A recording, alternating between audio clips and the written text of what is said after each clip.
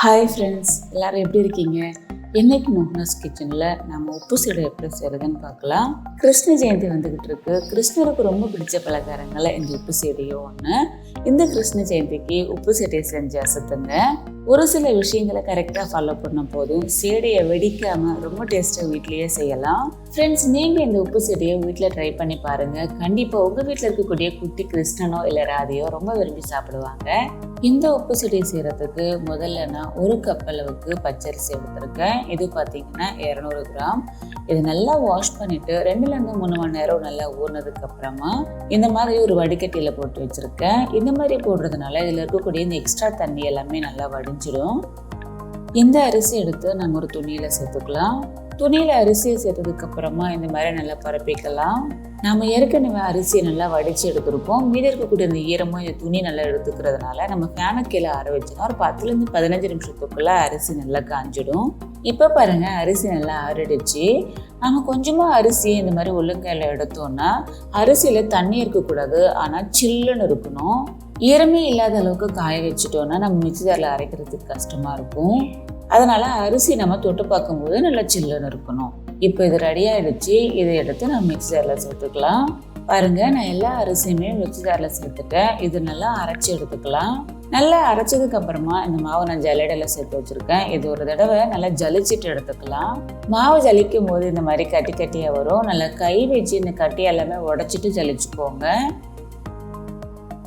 பாருங்கள், ஜலிச்சதுக்கு அப்புறமா ரொம்ப கம்மியாக தான் நமக்கு மீதி இருக்குது. அதனால் இதை நான் கொட்டிடுறேன். ஒருவேளை கொஞ்சம் அதிகமாக இருந்துச்சுன்னா இதை திரும்பவும் மிக்ஸி ஜாரில் சேர்த்து நல்லா அரைச்சிட்டு ஜலிச்சுக்கோங்க. நம்ம ஜலிச்சு எடுத்த மாவு பாருங்கள் நல்லா சாஃப்டாக இருக்குது. இதை எடுத்து நம்ம ஒரு கடாயில் சேர்த்துக்கலாம். அடுப்பு மீடியம் டு லோ ஃப்ளேமில் வச்சுட்டு மாவு நல்லா வறுத்துக்கலாம். இன்றைக்கி நான் கொஞ்சமாக அரிசி எடுத்துருக்கிறதுனால மிக்ஸி ஜார்லேயே செய்கிறேன். ஒருவேளை நீங்கள் அதிகமான குவான்டிட்டியில் செய்கிறீங்கன்னா இதே மாதிரி அரிசியை ரெடி பண்ணிவிட்டு அதை மிஷினில் கொடுத்து அரைச்சி எடுத்துக்கோங்க. அப்போ வேலை ஈஸியாக இருக்கும். இல்லைங்க, என்னால் வீட்டில் அரிசி மாவெல்லாம் ரெடி பண்ணுறதுக்கு நேரம் கிடையாது, நான் கடையில் வாங்கி தான் செய்யணும் அப்படின்னா கடை மாவு வச்சு எப்படி இந்த சீடை முறுக்கெல்லாம் செய்கிறதுன்ற வீடியோவை நான் கூடிய சீக்கிரத்திலே அப்லோட் பண்ணுறேன். மாவு நல்லா வறுபட்டுடுச்சு. பாருங்கள், நம்ம இந்த பக்கத்துலேருந்து தள்ளும்போது அந்த பக்கம் விழுது, அந்த பக்கத்துலேருந்து தள்ளும்போது இந்த பக்கம் விழுது. மாவு நல்லா ஈஸியாக மூவ் ஆகுது பாருங்கள். நம்ம கையால் எடுத்து தொட்டு பார்த்தாலும் நல்லா சாஃப்டாக இல்லாமல் நறுன்னு இருக்கும். அவ்வளோதான், மாவு ரெடி ஆகிடுச்சு. இதை எடுத்து ஒரு பிளேட்டில் சேர்த்துக்கலாம். சீடை செய்யும் போது ரொம்ப முக்கியமாக கவனிக்க வேண்டிய விஷயம், நம்ம எடுக்கிற எந்த மாவுலையுமே சின்ன கட்டி கூட இருக்கக்கூடாது. ஒரு சின்ன கட்டி இருந்தாலும் சீடை வெடிக்கும். அதனால நம்ம வறுத்த இந்த மாவை நல்லா ஜலிச்சிட்டு எடுத்துக்கலாம். பாருங்கள், அரிசி மாவு ரொம்ப சூப்பராக ரெடி ஆகிடுச்சு. இந்த மாவு வச்சு நம்ம சீடை, முறுக்கு, தட்டை எல்லாமே செய்யலாம். அடுத்து பார்த்தீங்கன்னா கொஞ்சமாக உளுந்த இந்த மாதிரி செவக்க வறுத்து எடுத்துருக்கேன். இதையும் மிக்ஸி ஜாரில் சேர்த்துட்டு நல்லா அரைச்சதுக்கு அப்புறமா நல்லா ஜலிச்சுட்டு எடுத்துக்கலாம். அடுத்து பாருங்கள், நம்ம ஜலிச்சு எடுத்த அரிசி மாவு 1 கப் அளவுக்கு வந்திருக்கு. நான் எந்த கப்பில் 1 கப் அளவுக்கு பச்சரிசி எடுத்தேன் அதே கப்பில் 1 கப் அளவுக்கு எனக்கு மாவு கிடைச்சிருக்கு. இந்த மாவு எடுத்து ஒரு பவுலில் சேர்த்துக்கலாம். இது கூடவே நம்ம வறுத்த உளுந்த நல்லா அரைச்சிட்டு ஜலிச்சுட்டு எடுத்துருக்கேன். இதிலிருந்து 2 டீஸ்பூன் அளவுக்கு சேர்த்துக்கலாம். அடுத்து பார்த்தீங்கன்னா பொட்டுக்கடலையை மிக்ஸி ஜாரில் சேர்த்து நல்லா அரைச்சதுக்கு அப்புறமா கட்டி எதுவுமே இல்லாமல் ஜலிச்சு எடுத்திருக்கேன். இதிலிருந்து 2 டீஸ்பூன் அளவுக்கு சேர்த்துக்கலாம். இது கூடவே தேவையான அளவு உப்பு, 1 டீஸ்பூன் எள்ளு, 1/4 டீஸ்பூன் பெருங்காயத்தூள், 2 டீஸ்பூன் துருவன தேங்காய், 2 டீஸ்பூன் பட்டர் சேர்த்துக்கலாம். தண்ணி சேர்க்கறதுக்கு முன்னாடி இந்த பட்டரை மாவோடு சேர்த்து நல்லா கலந்துக்கலாம். நல்லா இந்த அளவுக்கு கலந்ததுக்கு அப்புறமா கொஞ்சம் கொஞ்சமாக தண்ணி சேர்த்து நல்லா பிசைஞ்சிக்கலாம். சப்பாத்தி மாவோட கொஞ்சம் கெட்டியான பதத்தில் இருக்கணும். பாருங்கள், நல்லா இந்த அளவுக்கு பிசைஞ்சிக்கோங்க. இதில் இருந்து கொஞ்சம் கொஞ்சமாக எடுத்து நம்ம சீடை செய்யலாம். மீதி இருக்கிற மாவை க்ளோஸ் பண்ணிக்கலாம், இல்லைன்னா மாவு காஞ்சிடும். இந்த மாதிரி கொஞ்சமாக மாவு எடுத்து உள்ளங்கையில் வச்சுட்டு லேசாக உருட்டிக்கோங்க. ரொம்ப அழுத்தி உருட்டக்கூடாது.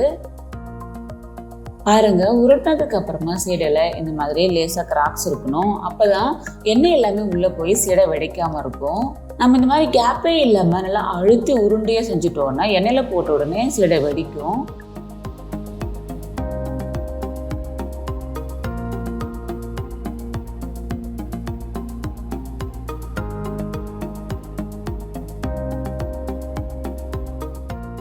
பாருங்கள், நான் எல்லா மாவுமே நல்லா உருட்டிட்டேன். இது ஃபேனுக்கீழே வச்சுட்டு 1/2 மணி நேரம் ஆறுனதுக்கு அப்புறமா எண்ணெயில் சேர்த்து பொரிச்சிங்கன்னா எண்ணெய் பிடிக்காது. அடுத்து சீடையை பொரிக்கிறதுக்காக ஒரு கடாயில் எண்ணெய் வச்சுருக்கேன். எண்ணெய் காஞ்சிடுச்சான்னு பார்க்க கொஞ்சமாக மாவு சேர்த்து பார்க்கலாம். இதில் நம்ம கொஞ்சம் கொஞ்சமாக சீடையை சேர்த்துட்டு பொரிச்சிக்கலாம். எண்ணெயில் சேர்த்து உடனே கரண்டி வச்சு கலக்க வேண்டாம், சீடை உடஞ்சிடும். அடுப்பை மீடியம் டு லோ ஃப்ளேமில் வச்சுட்டு பொரிச்சுக்கோங்க. ஹை ஃப்ளேமில் பொரிச்சிங்கன்னா மேலே இருக்கிற லேயர் எல்லாமே கலர் சேஞ்ச் ஆகிடும், ஆனால் உள்ளே இருக்கிற மாவு வேகாது. நடுவில் கலந்துக்கிட்டே இருங்க, அப்போ தான் எல்லா பக்கமும் ஈவனாக பொரியும். இப்போ பாருங்கள், சீடை நல்லா பொரிஞ்சு ரெடி ஆகிடுச்சு. இது ஒரு பிளேட்டில் போட்டு கட்டுறேன், சவுண்டு கேளுங்க.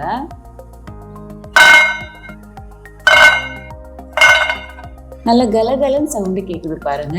நம்முடைய கிருஷ்ண ஜெயந்தி ஸ்பெஷல் உப்பு சீடை ரொம்ப சூப்பராக ரெடி ஆகிடுச்சு. இதை நீங்களும் வீட்டில் ட்ரை பண்ணி பார்த்துட்டு எப்படி இருந்துச்சுன்னு மறக்காமல் கமெண்ட்டில் சொல்லுங்கள்.